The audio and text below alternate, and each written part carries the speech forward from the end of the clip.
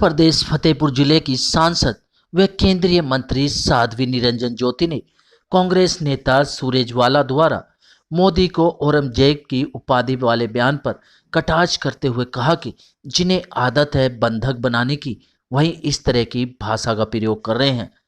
वह लोग इंदिरा गांधी के कार्यकाल को याद कर लें तो इससे बड़ा काला दिवस देश के लिए नहीं हो सकता।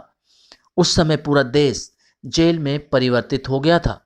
कांग्रेस के लोगों को नेहरू खानदान की चमचागिरी करना आता है।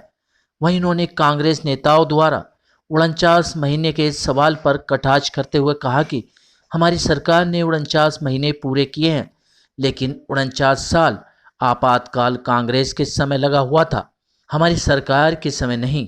मुझे लग रहा है कि 49 महीने और 49 साल आपातकाल कांग्रेस के समय लागू हुआ, हमारी सरकार के समय नहीं लागू हुआ।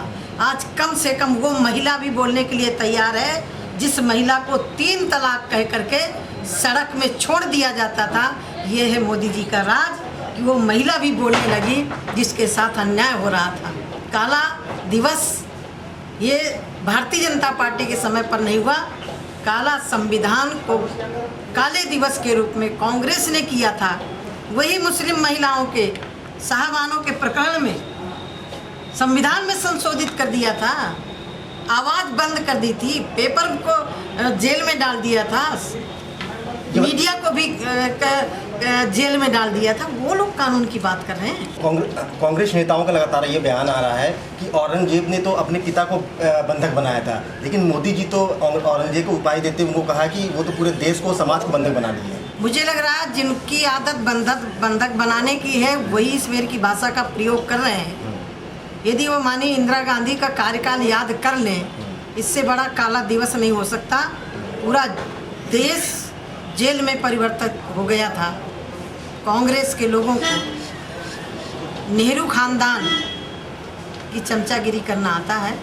मैं इतना कह सकती हूँ कि यह इतिहास का काला दिन है आज, और उसके लिए हम लोग काला दिवस के रूप में आज मना रहे हैं। आज का दिन उस काले इतिहास को याद दिलाता है। कांग्रेस संविधान का हवाला दे करके माननीय प्रधानमंत्री जी पर कटाक्ष कर रहे हैं, जिन्होंने संविधान की धज्जियां उड़ाई। और यूँ कहूँ कि पूरे देश को जेल जिन्होंने बना दिया था नेहरू परिवार ने, आज वो कानून की बात कर रहे हैं, संविधान की बात कर रहे हैं।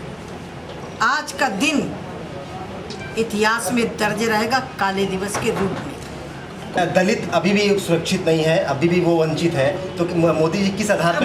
मुझे लग रहा है कि यदि दलित कहीं वंचित है तो 4 साल की सरकार दोषी नहीं है। आज़ादी के बाद से 49 साल तुम्हारा शासन रहा है, आप तुम दलित की बात कर रहे हो। दलित कितनी पीड़ा है तो जा करके जरा तमिलनाडु में जाके देख लेते, किसान जा करके कलकत्ता में देख लेते जा करके। मैं इतना कहना चाहती हूँ, 19 आ रहा है, इसलिए कांग्रेस को दलित याद आ रहा है। दलित, पिछड़ा, दबा कुचला किसान कांग्रेस के एजेंडे में नहीं है। एजेंडा उनका सिर्फ केंद्र में सत्ता पाने। पलटने की बात कर रहे हैं कि संविधान के पन्नों को पूरी तरह से मोदी जी ने पलट दिया इन सभी से।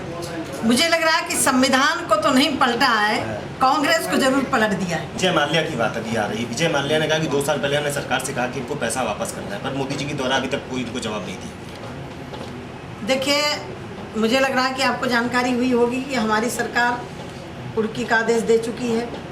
उनकी संपत्ति जब्त की जा रही, चाहे नीरव मोदी हो, चाहे विजय माल्या हो। और ये जितने भी लोन लेने वाले हैं, ये सब कांग्रेस के समय लोन लेने वाले हैं। कांग्रेस क्या बैठी रही? ये लोन ले करके बैंकों का दिवालिया पर निकाल रहे थे। मुझे लग रहा है कि देश को तोड़ने के लिए उतर आए हैं। राहुल गांधी एक शब्द नहीं बोले। कश्मीर में बैठ करके इनके जिम्मेदार नेता पाकिस्तानी आतंकवादियों की भाषा बोल रहे हैं। गुलाम नबी आज़ाद पाकिस्तानियों की भाषा बोल रहे हैं। राहुल गांधी ये चाहते हैं कि देश में दंगे हों, देश टूटे और हम राज करें। दीदी, अयोध्या के इस वक्त साधु संत बोल रहे हैं कि 2019 में राम मंदिर बन जाएगा। देखिए, माननीय उत्तर प्रदेश के मुख्यमंत्री वहाँ गए हुए थे, संतों के बीच में बैठ के बात हुई है। क्योंकि उस बैठक में मैं थी नहीं, माननीय मुख्यमंत्री जी ने आश्वासन दिया है। मैं इतना कह सकती हूँ कि राम मंदिर रहेगा, बनेगा। 2019 में एजेंडा क्या रहेगा? वहीं उन्होंने कांग्रेस नेताओं द्वारा बीजेपी सरकार में दलित वंचित वाले बयान पर कटाक्ष करते हुए कहा कि दलित कहीं वंचित हैं तो उसके लिए 4 साल की सरकार दोषी नहीं। आज़ादी के बाद से 49 साल कांग्रेस की सरकार रही है। आज कांग्रेसी दलित की बात कर रहे हैं। 2019 आते ही कांग्रेस को दलित याद आने लगे हैं। कांग्रेस के एजेंडे में कभी दलित पिछड़ा कुचला नहीं रहा, सिर्फ उनका उद्देश्य सत्ता पाना रहा। वहीं इन्होंने राहुल गांधी पर तीखा प्रहार करते हुए कहा कि राहुल गांधी चाहते हैं कि देश में दंगे हों, देश टूटे और हम राज करें। और वहीं उन्होंने राहुल गांधी के बारे में कहा कि कश्मीर में बैठकर जिस तरह से इनके जिम्मेदार नेता गुलाम नबी आज़ाद पाकिस्तानियों की भाषा बोल रहे हैं, इस मामले में राहुल का एक भी बयान नहीं आया। उत्तर प्रदेश फतेहपुर से सिटी न्यूज़ दिल्ली के लिए बबलू सिंह की रिपोर्ट।